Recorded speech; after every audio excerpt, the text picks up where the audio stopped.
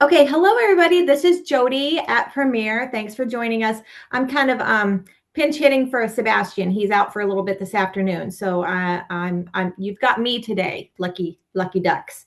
But today we have Alan Roman. Alan is the director of advanced markets at True Choice, and is one of two attorneys available for case discussions and questions.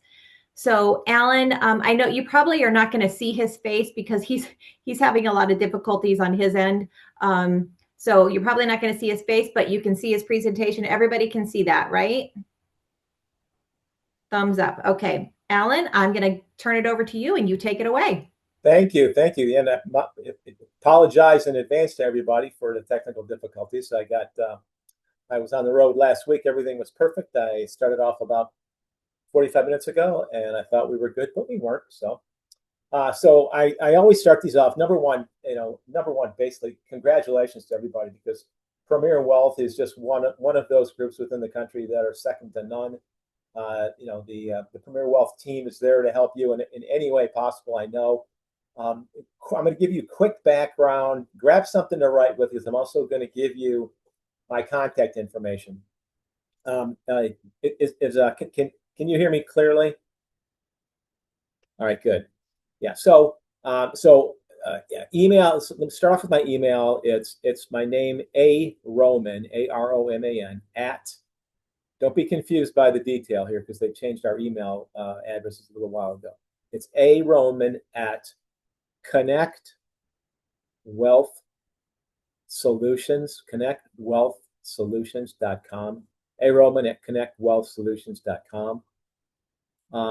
We're going to go through slides today on the Big Beautiful Bill, but we have the benefit now of just being past tax season. So in addition to emails, I'll give you my cell phone number for any specific questions. But make sure you got something to write with again, because I'm going to be giving notes that are not just regarding the Big Beautiful Bill. So my cell phone, it's turned off right now, so don't try calling it.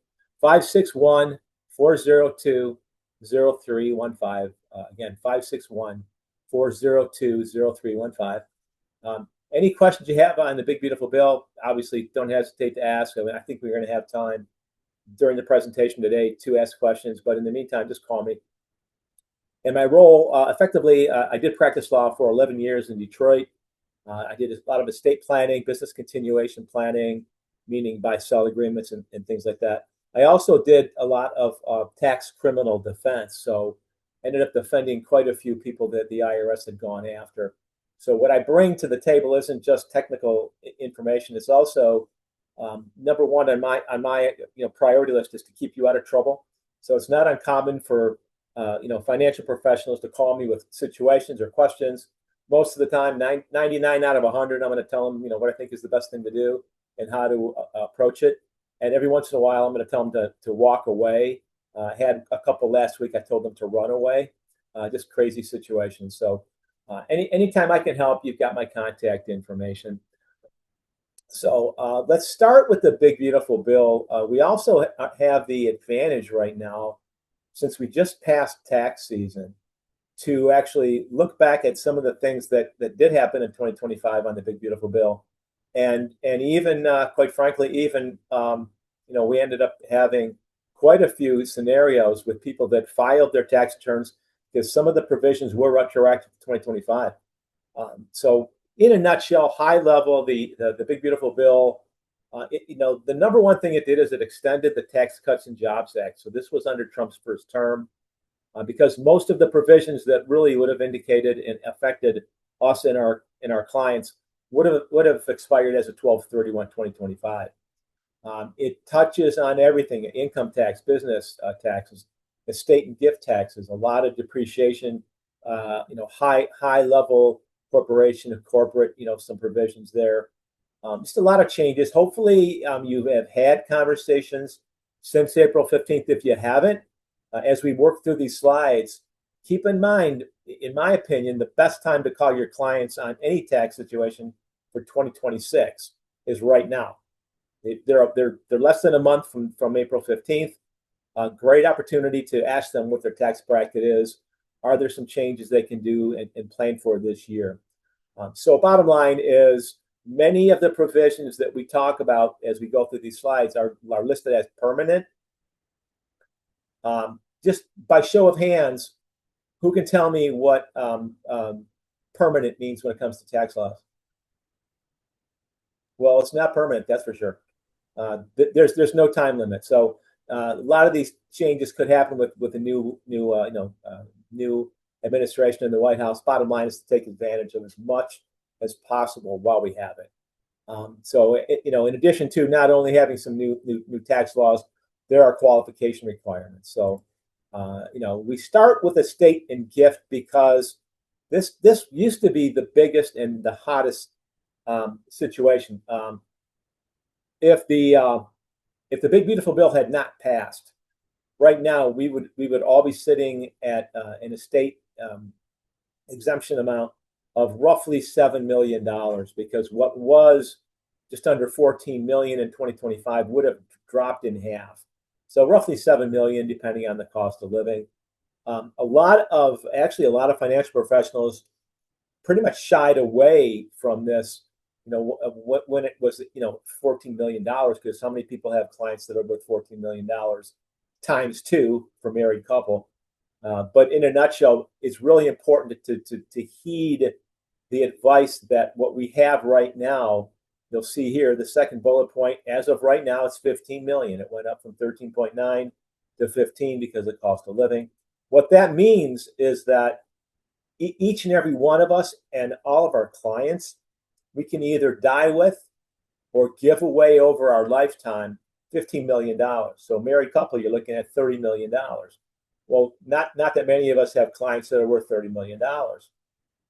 The problem is that although it's labeled as permanent, it's anything but. Now, there's no such thing as a permanent tax act. Permanent tax act might last as long as the next administration. Who knows if it'll change? But the ability to take advantage and have these conversations. The most common scenario I run into is a business owner. A successful business owner could even be a small business owner.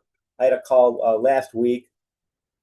Client has a small business. It's just its husband and his business partner. They think the business is worth around 7 million. They're in their early 50s, and it's growing. It's growing at a crazy rate. And they figure, they're each married, so they've each got $30 million of exemption. But that's not going to be there. You can count on dying, because there's only two ways of locking in what is now $15 million of exemption. You can either give it away in a gift or plan on dying before it changes. Most people don't want to plan on dying. So there are gifts that can be made even in business interests. You can give away minority business interests and still control voting and things like that. So if you haven't started yet making phone calls, make the calls about 2015 taxes and talk to business owners. When we get finished with this, I'm gonna pivot a little bit to business continuation, because we do have time. And I did a presentation last year for a different Cambridge group, and I got inundated with detailed questions, which is fantastic, on business planning, buy-sell agreements, how to do it, how not to do it, and referencing the 2024 Connolly case. I'll give you the Connolly case in a little bit. But bottom line right now, estate and gift taxes are not off the table. Like I said, it would have expired as of 2025, down to 7 million. Your clients need to think about and take advantage of what to do. There's no such thing as a permanent tax law, but they could take advantage of the current gifting. So, a lot of people get confused between annual gifting and lifetime gifting. So I can give everybody who tuned in today $19,000 as what's called an annual gift. I can give $19,000 to everybody. My spouse can join me and she can do the same thing. So everybody could receive $38,000. I wouldn't pay a dime of gift tax. You wouldn't pay a dime of gift tax. And we wouldn't have to file any paperwork. Now, if I give somebody $19,001, then that $1 comes off my lifetime gift exemption, which is now 15 million. So annual gifting is fantastic. This is an easy conversation around, birthdays, anniversaries, Thanksgiving, Christmas, things like that. Take advantage of the 19s, especially for those people who are, in the 5 million and up, net worth range. But the bottom line is just take advantage of the current gifting that we have. A lot of really higher net worth people through an attorney, they're going to end up pivoting off into what's called a multi-generational trust. A lot of attorneys right now are actually having basically a heyday because tax season is over. People know where they stand on the income tax level. Estate taxes may not be, first and foremost on their mind, but if they don't take advantage of it, it could be gone.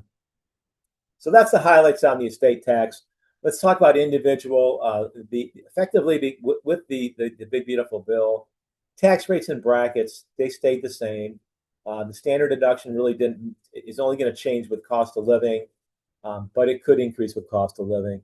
But the tax bracket maximization, this is my hot button when you're calling clients, especially if they're married filing joint tax filers. So when you look at the tax brackets, they're separated by, $20, $50, $100,000. You go 12, you go 15, 22. The 24% married filing joint federal tax bracket just seems to be a hot button for married couples. It's very common if I'm on a call with an advisor and I do have rules of engagement that I can talk to the client as well. That'd be up to to Premier Wealth though. But when I'm in these conversations, what we generally end up with is most of the calls are married filing joint couples in the 24% tax bracket. They've just filed their 2025 tax return. They made about, let's say, $250,000 last year, taxable income. So if you take your taxable income, you would subtract your standard deduction. That couple is in the 24% tax bracket, but that tax bracket goes up to just over $400,000. So people that are in that 24% tax bracket, this couple, for instance, at 200, they had over $200,000 of space in that 24% tax bracket. Now, as people are approaching retirement, great idea to have a conversation. I call it tax bracket maximization. Let's maximize that 24% tax bracket. If I've got a couple that have $1 million, 7 figures in IRA money, and they're approaching retirement, a great idea is to move some of that money out of pre-tax into after-tax by filling up that 24% tax bracket. So now that we're already in May, clients that just file their tax return, they know their tax bracket. Hopefully they know the tax bracket for 2026. An easy conversation is to maximize the 24% tax bracket. Move some money, diversify some money, so not all of your money in retirement is pre-tax. You're starting to diversify from a taxation standpoint. So target that 24% married filing joint bracket. Easy conversation. One of the most frequent questions I got, and this was effective for 2025.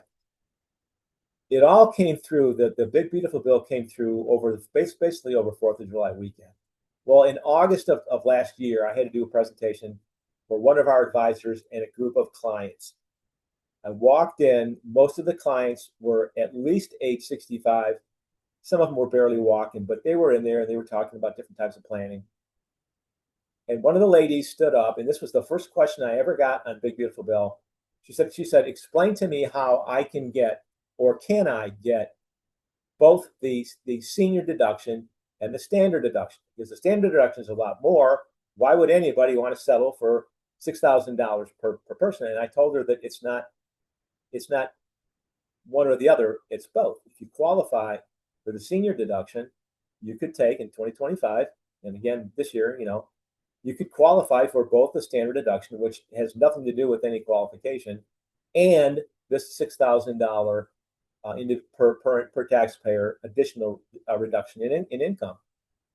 That question, this was back in August, I must have received that question 35 to 50 times between then and the end of the year in different scenarios from different clients or from financial professionals. So this is the tax law. This was retroactive to 2025. Obviously, clearly, it's going to be in effect probably until at least the next presidential vote. But great opportunity, but it is phased out for income. So for married filing joint couple, when they hit $150,000 of taxable income, that $6,000 starts to reduce. And for a single individual, it starts to reduce also at the rate of 6%. but obviously single, your limit is 75,000. So not a difficult conversation, but the biggest question I got all of last tax season had to do with people that were confused, not understanding that they can take both the senior tax deduction and the standard deduction. So good news there. That was a win for all of us. Also effective for 2025 was the state and local tax, or the SALT tax. A lot of states, the more highly taxed states, they have high property tax numbers, income tax or sales tax. A lot of individuals were not able to subtract their property tax numbers. They were at $10,000. They were stuck at $10,000. Under the Big Beautiful Bill, that went up to $40,000 based on a limit of $500,000 of adjusted gross income. So if you've got clients that are earning more than $500K, they may not get all of that $40,000. Keep in mind also, this is one of those limited specials. As of 2030, by wording within the Big Beautiful Bill, it reverts back to 10,000. Most likely, somebody else will be in the White House that will probably make sure that it's duplicated, and they'll keep at least $30,000 to $40,000. So for those of you who have higher earning individuals, higher net worth, they're probably going to be ending up paying closer to that $30,000 to $40,000 of state and local tax, and they can deduct right now. They can deduct the whole thing as long as they're not making over $500,000 of modified adjusted gross income.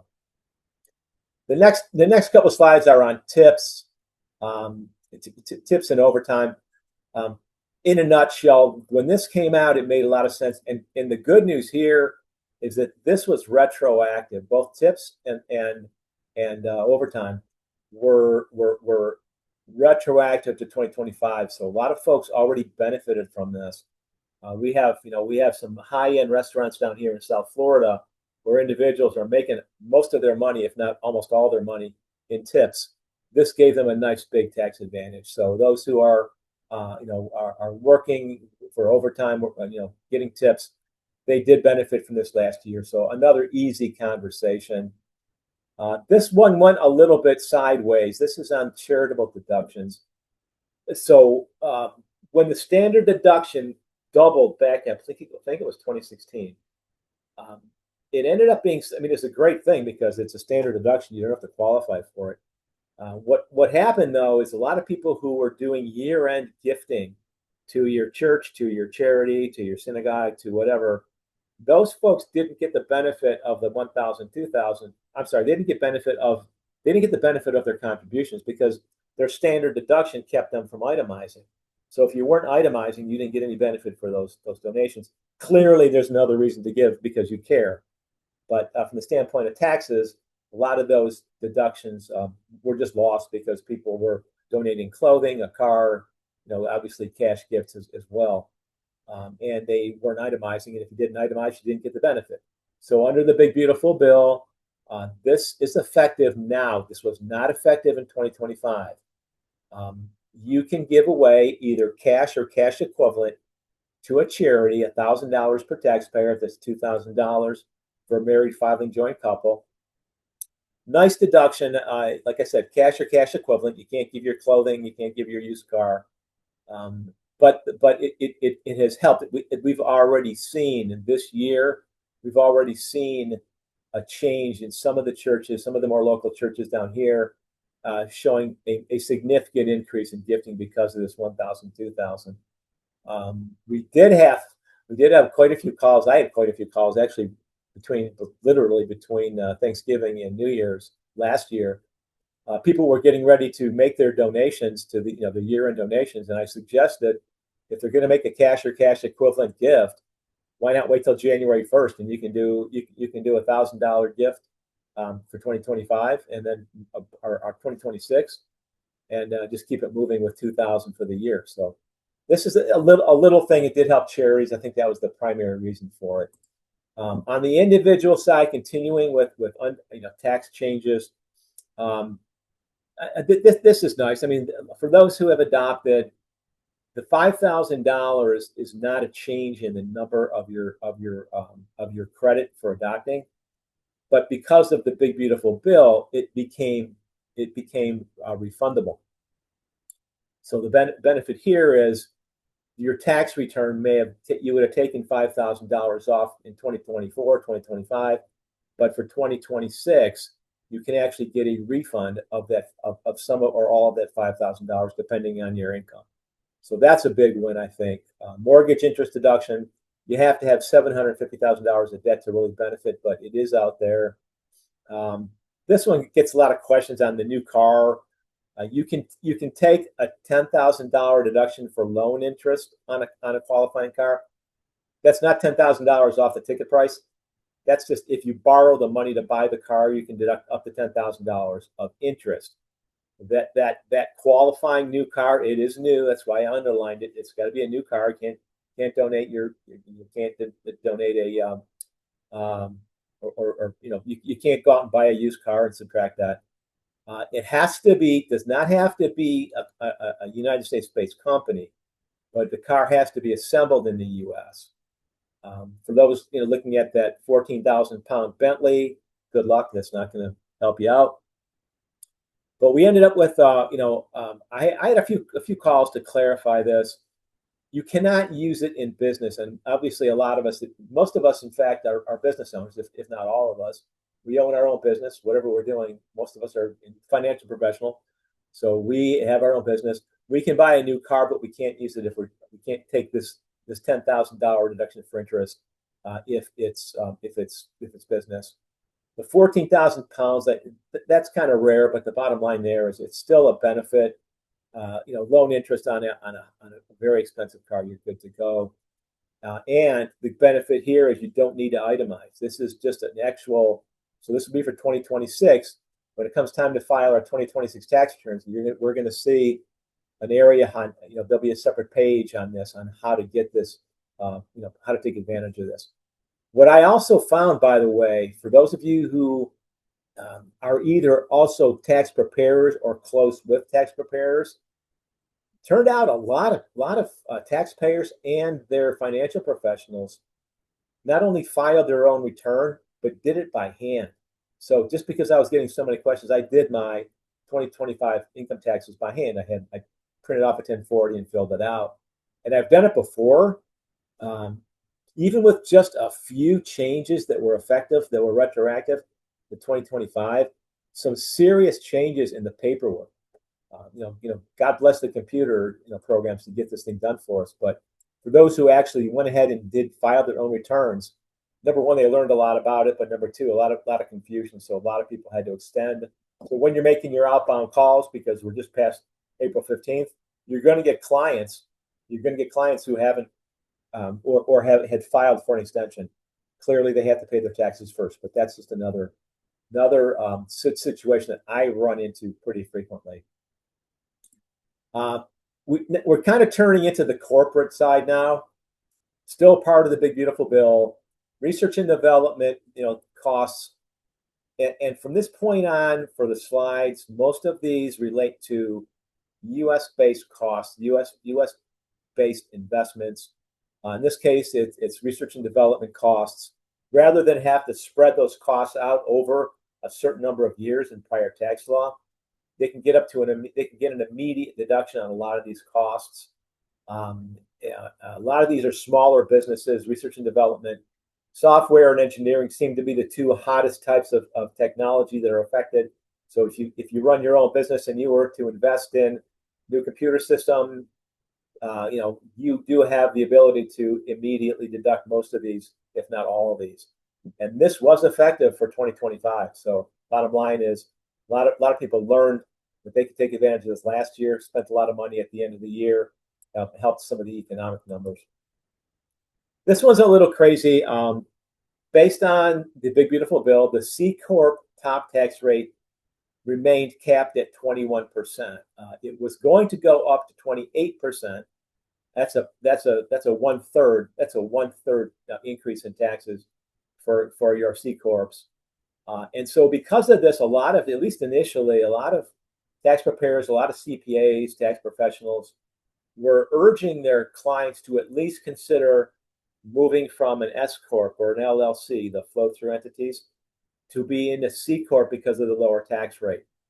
I hesitate to even duplicate that conversation, because to me, your choice of LLC, I love an LLC because of the asset protection. C corp, you do have that as well, but not nearly as manageable as an LLC. So although many of your clients, if they're involved in a higher income LLC, they may be having conversations about this C corp 21%. My opinion, think long term. You don't know what's going to happen, increase or decrease in the future. I don't like it. I don't like the advice, but it's frequent enough that I made a slide out of it. Bonus depreciation. So this is also important. Again, primarily United States investments. An immediate deduction for qualified property placed in service this year, last year or this year, requires a 20-year or less useful life. What that means is you can't build a house and deduct the whole thing, for your business. It's got to be useful life of 20 years or less. So it's going to be machinery, equipment. Clearly, if you're going to do something, take advantage of that computer investment, I think that's important. That's a big win for all of us. And you can deduct it. If you qualify, you can deduct the whole thing rather than depreciating. I'm going to get into questions here on any of the slides I covered, but then I definitely want to save some time to move into the business side, because this Connolly case that came out in 2024 made a lot of changes with a lot of confusion. So at this point, are there any questions?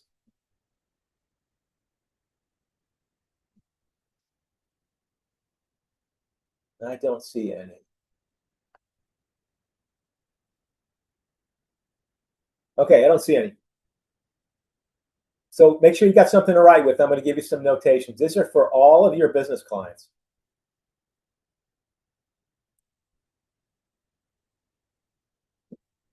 So in 2024, there was a Supreme Court case. Started off with business owners, brothers, who owned a business 50-50. So in this case, let's say you and I own a business, 50-50 ownership in a business. Let's say the business is worth $5 million, and we're the only owners, and we could put together a buy-sell agreement. For those who need a kind of a little tutoring on buy-sells, call me. But the buy-sell agreement just says that if I die, there's a life insurance policy that you own on my life, just like I own one on your life. That's called a cross purchase. That means it's cross. I own a policy on you, you own a policy on me. It's a $5 million business, and we have $2.5 million each of stock. So you own a policy on me for $2.5 million. I own a policy on you for $2.5 million. Let's say I die first. Our cross purchase buy sell agreement says that you have the responsibility of buying my stock for the $2.5 million that you receive. And we already had the business evaluated, and it's been appraised at roughly $5 million. So you receive $2.5 million of life insurance death benefit, no income tax on that. That's how the death benefits work. You turn around and you buy my stock from my widow for $2.5 million. That's what our buy-sell agreement says. You walk away with 100% of that business. Even though you paid no tax on that $2.5 million, you paid $2.5 million to buy that stock.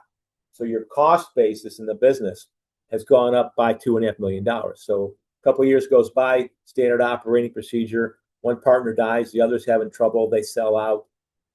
Big capital gains, and you're able to deduct that $2.5 million investment. So that's how cross purchase works. That's how the Connolly case should have been set up. But no, they got smart, they got sticky. So they were advised to do what's called a stock redemption agreement. Stock redemption agreement. The way their stock redemption agreement worked, let's just say it's the same $2.5 million or $5 million business. It was actually bigger than that. Instead of each owning a policy on the other, they let the business, the C corporation, own the death benefit. So one brother died. Both of these individuals' last name is Connolly because they're brothers. So one brother died. The other brother didn't get a check because it was running through the business. The business received the $2.5 million death benefit. Didn't pay any tax on it because it's still tax-free death benefit. And they redeemed the stock of the deceased brother. Well, the deceased brother's estate had to file an estate return.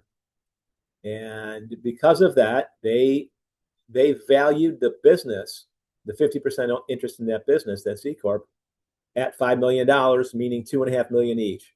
So the estate showed a business value of $2.5 million, and they filed the estate return, and everything was good until the IRS reviewed that estate return.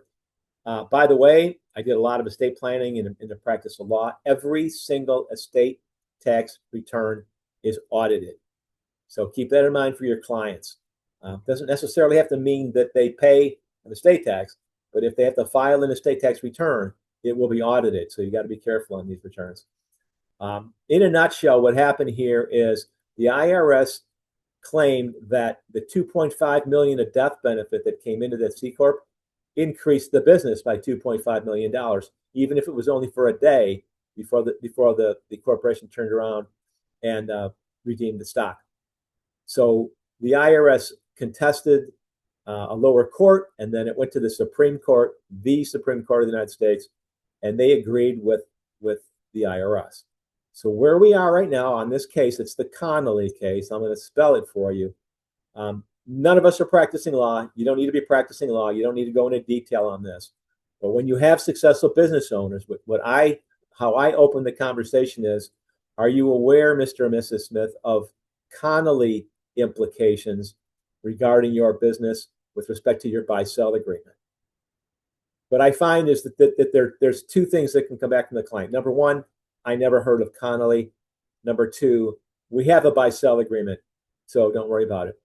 The next question from you to them is, how old is your buy-sell agreement? Number one. Number two, if it's old, when's the last time your business was valued? Because the valuation is huge. And one of the mistakes in the Connolly case is that the brothers had an old valuation. So that $5.5 million, it could have been a lot worse because the business was closer to really a $9 million net worth. And for whatever reason, the IRS was so busy fighting through the Supreme Court that they did not address the lower valuation.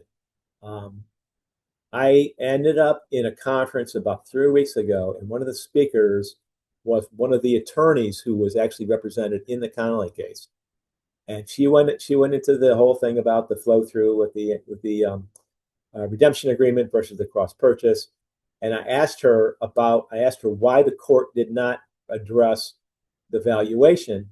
She did not have an answer. And when we had a break, I said, it looks like this business was valued 7 years ago, but the income has doubled since then.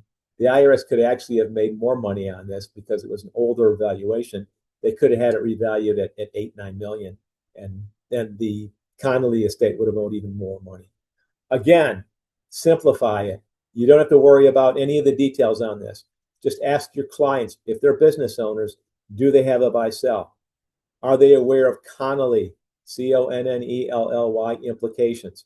Because this is a phenomenal income conversation starter about the client's net worth. Keep in mind, the Connolly case involved buy-sell agreements, but the effect was on the estate. So it was the estate tax that really hit them. Your clients are in the same scenario. If they've got a growing business that's increasing in value frequently or quickly, great conversation from you. If you happen to have in town an attorney that you can refer your clients to, I highly recommend you do that. Take somebody to lunch, take an attorney to lunch. Call this take an attorney to lunch day. Talk about Connolly, talk about business owners, because you need to know that when you refer your client to that attorney for a buy-sell agreement or an estate plan situation, that they're not going to steal your client away from you and send them to a different advisor. So have lunch with an attorney. All right, so that is the Connolly case.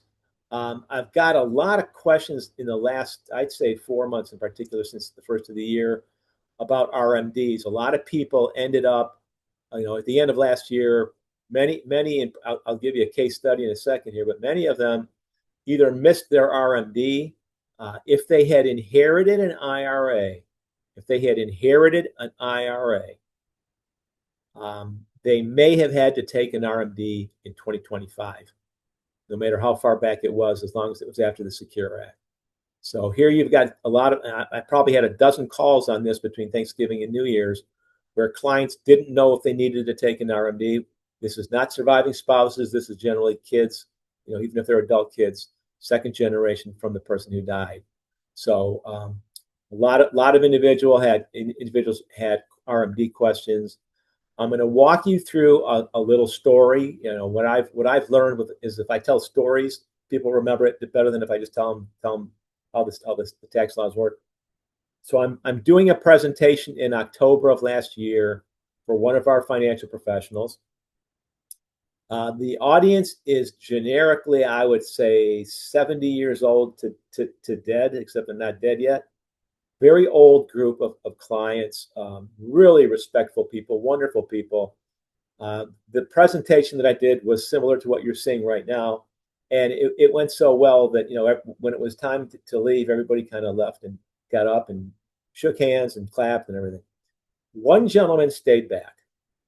And as I was kind of, tidying up my little area to leave, he walked up and he just sat right down next to me. And so I was kind of stuck. Wonderful gentleman, just turned 74, was due to take an RMD in 2025. He had a problem. So he's telling me his situation. He had some highly appreciated real estate that had grown significantly. And at his age and in his situation, his attorney and his tax preparer or tax professional had advised him to sell off the property in 2025. So he did so. He did sell the property. Sold it earlier. I think he sold it in August of 2025. He netted roughly $500,000 of long-term capital gain. So he had a $500,000 long-term capital gain. He knew he'd have to pay some capital gains tax. But the long-term capital gains tax that you pay is based on your income level. And there's only 3 categories for long-term capital gain. You either pay 0, which is tough because you got to have total income of like $50,000. Most people pay 15%. It's 0, 15%, or 20%. Well, this gentleman was going to be in the 15% bracket, but he's going to be near the top. He's going to be near the top of the 15% long-term capital gains tax bracket. But he was okay. No problem, until he realized that he needed to take an RMD in 2025. Well, as bad luck would have it, that RMD was going to push him into the 20% long-term capital gain rate rather than 15. Another 5% doesn't sound that much, but when you multiply it times a $500,000 long-term capital gain, that's a $25,000 additional check you got to cut to the IRS. So we, without even thinking of the solution, I'm just kind of walking through what happened, how it happened. Get back with your attorney. He says, I don't have much time and I got to take an RMD. And then it dawned on me, if you are not already considering using what's called a QCD, Qualified Charitable Distribution, write that down, QCD. The way that the QCD works is if you're at least 70 and a half, which this gentleman was, you can make a contribution directly. You don't touch the money. It goes directly from your IRA administrator to a charity, a legitimate charity, and you don't touch the money. So let's say in this gentleman's case, his RMD would have been $16,000. And that $16,000, if he took the RMD, he would have been in the 20% long-term capital gains rate because of the income tax bracket he was in. Well, the solution that involves the QCD is we take that same $16,000, but we don't have to take the cash. We send the $16,000 directly to a charity. We don't touch the money. Here's how the QCD rules work. And if you're not talking about QCDs, you should be, especially for those people approaching 70 and a half. Like I said, We take the $16,000 that goes directly from my IRA to my charity, my choice of charity. I pay no income tax on that $16,000. I don't get a deduction either because I never pay tax on it. So there's no deduction for the $16,000, and I don't take it into income. Here's the big one. Even though I'm not taking it into income, believe it or not, it counts as an RMD. So this gentleman, I advised him to get back with his tax preparer because I'm not going to be his attorney. He said, here's what you could do. If everything is the way you're saying it, you could have that $16,000 RMD go directly from your IRA account to your choice of charity. You get no deduction, but it counts as an RMD, and it doesn't increase your tax bracket. So now we just put him back in the 15% long-term capital gains tax rate. He was thrilled. So QCD is a great conversation. It's a simple conversation. It can save all kinds of money. You got to lay out the client. The client's got to be 70 and a half. There is a limit. I believe it's still $111,000 is the limit. But I've had high net worth individuals who are taking the whole $111,000. It might be higher than that this year with cost of living, but roughly over $100,000 goes directly from my IRA to my charity. I don't pay any income tax. It counts as my RMD, and I'm good to go. Any other questions? Any questions at all coming up?